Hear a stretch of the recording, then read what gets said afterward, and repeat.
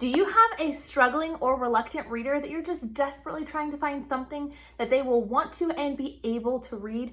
Well, then today's video is for you guys because I'm going to share my favorite secret weapon for helping motivate our kids into reading, and something that has worked for all of my kids, whether they have dyslexia, whether they just have ADHD and trouble focusing, or whether they're neurotypical. So let's get started. This video is a collaboration with my friend Amy over from Humility and Doxology. If you guys don't know Amy, she has a YouTube channel, but is also the host of her own podcast, which is phenomenal. I'm gonna leave links down to her channel and her podcast. You're gonna wanna check out both of these amazing resources for homeschool parents. She is also going to be sharing some of her favorite books for struggling or reluctant readers. So what is my secret weapon? Well, it's graphic novels. Yes, this might kind of surprise you, but hold on and hear me out. My kids have done so well with graphic novels for three major reasons. One, they are engaging and offer extra context by having both pictures and words being used simultaneously to help them understand the story. Kids who have more struggles with comprehension or maybe reading the actual words takes so much work that by the time they're done reading it, they struggle to remember everything they just read or they get lost easily. The pictures add those extra context clues to make it exhilarating and engaging to them and to make it easier to understand. The second reason is they're motivating for struggling readers. What do I mean by that? Well, typically you can read through a graphic novel faster than you can read through a traditional book. So they give your kids a sense of accomplishment, that little dopamine hit to say, hey, you can do this. And they do offer that kind of excitement that comes with having the story in both visual and text form. And finally, it makes works that otherwise would not be accessible to our struggling or reluctant readers accessible to them. You can find a wide variety of books out there, of classic stories or of historical events that are now accessible to your child. So there's no more having to read Bob books, baby books, the cat sat hat type of books. They can now access books at their reading level in a way that is engaging to them and makes them feel like it is age appropriate. Okay, Katie, so that sounds all great and whatnot, but what books should I actually be reading with my kids? There are so many graphic novels out there that are not appropriate. Which ones should I consider? Well, today I'm going to share with you guys several of my favorites or my kids' favorites that we have utilized. I will have popped up on the screen what age the company recommends that they are perfect for as far as reading level, for them reading it themselves.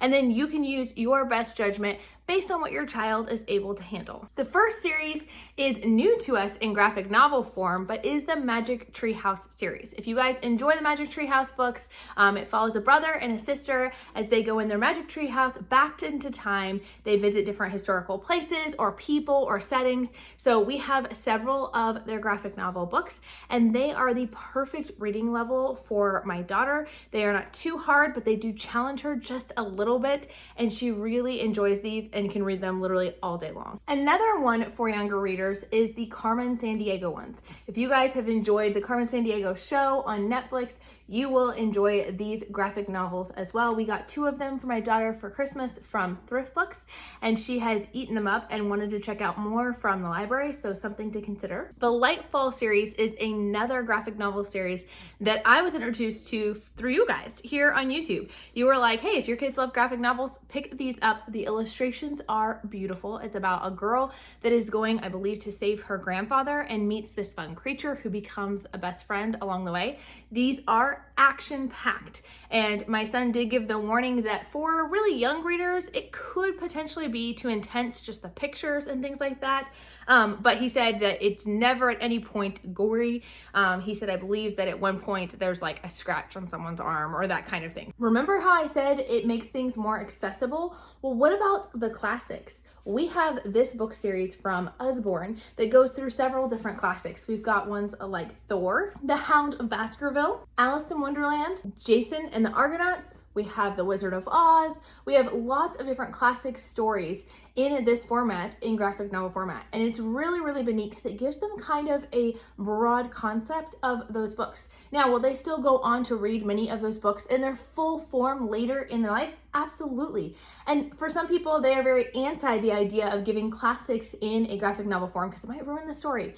But the fact is, this helps our kids, especially our struggling readers, to gain context so that when they go into the real material, the actual unabridged versions, they're able to have those hooks to hang the information on, especially when you put pictures with it. And when you're talking about classic books, it can be common for our kids to struggle keeping track of who's talking. Sometimes characters in classic books literally have multiple names for the same person. And even as an adult, I get confused. So having those visuals to go alongside it and be like, okay, this is this character and this is this character, and you can keep track of things a little bit easier, is hugely helpful. Now, this one in particular is recommended definitely for upper middle school teens because of just the storyline itself, but this is one I just got for my teens for this year, and this is the Iliad, and they have the Odyssey as well in graphic novel format. There's a couple of other ones that are actually high school level text that they have in graphic novel form, and I think this one will be perfect for my boys to do as we go into ancient times this year. And if you like historical books, I definitely recommend checking out the Nathan Hale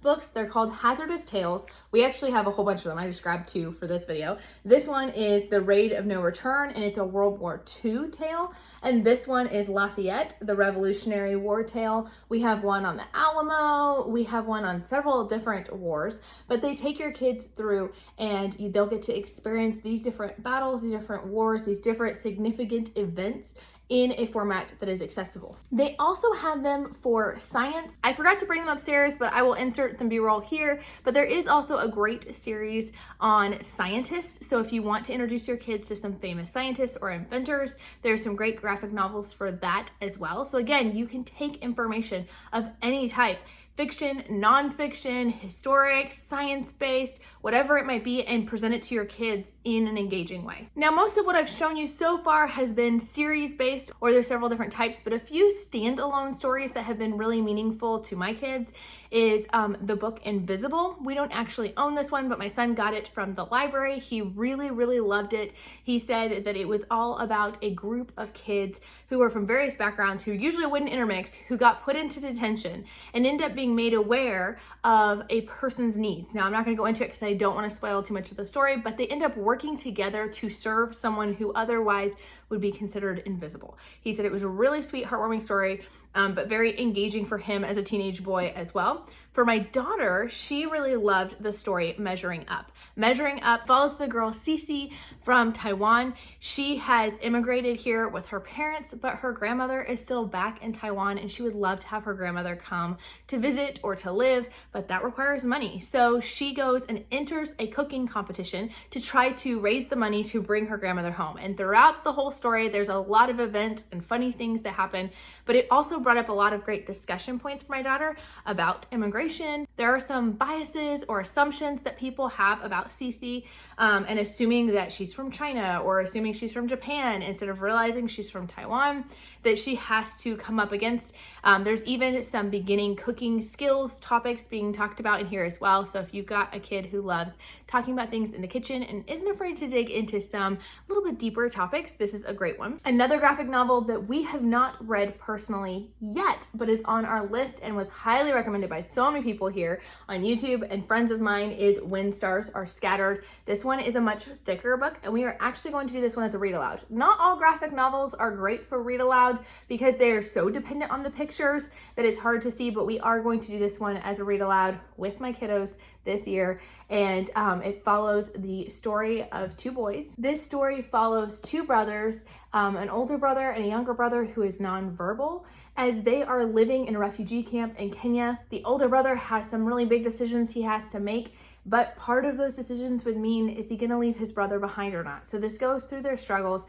From what I've been told, it gives a really good picture of what some of these refugee camps are like and the living conditions and things like that. So this will be a great one to read through and to discuss with my kiddos. Keep an eye out for many of your classic favorites out there in graphic novel format. I just found out when researching for this video that they actually have like the Boxcar Children in graphic novel format and some of your favorite classics that you might have enjoyed reading as a kid. So if you are looking to engage your kids, to excite them about reading and to kind of dip their toes in the water of heavier literature, then thinking about graphic novels might be just the perfect solution for you. If you want to learn more about some books that are great for your struggling or reluctant readers that aren't necessarily graphic novels, be sure to check out this video here.